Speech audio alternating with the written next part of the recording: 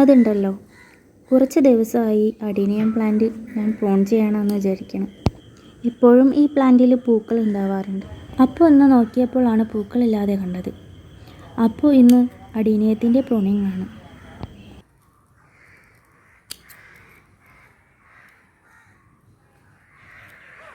Adenium prune ചെയ്യുമ്പോൾ എന്തെങ്കിലും fungicide പുരട്ടിയിട്ട് ആ ചെടി നമുക്ക് പ്രൂൺ ചെയ്യാം. ഞാനിപ്പോൾ സാഫിൻ്റെ ഫംഗിസൈഡാണ് യൂസ് ചെയ്യണത്. ഫംഗിസൈഡ് കുറച്ച് വെള്ളത്തിൽ മിക്സ് ചെയ്തിട്ട് ചെടിയുടെ കട്ടിങ്സിൽ പുരട്ടാം. അഡീനിയം ജസ്റ്റ് കട്ട് ചെയ്തിട്ട് ഫംഗിസൈഡിൽ മുക്കി വെച്ചിട്ട് കുറച്ച് നേരം വെക്കണം.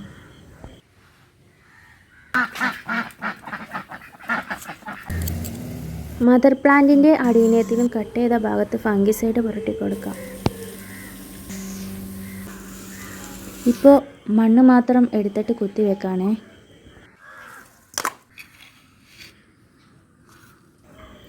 ഡ്രൈ ആവുമ്പോൾ മാത്രം വെള്ളം ഒഴിച്ചിട്ട് മാറ്റി വെച്ചാൽ മതി. റൂട്ടൊക്കെ പെട്ടെന്ന് വന്നോളും.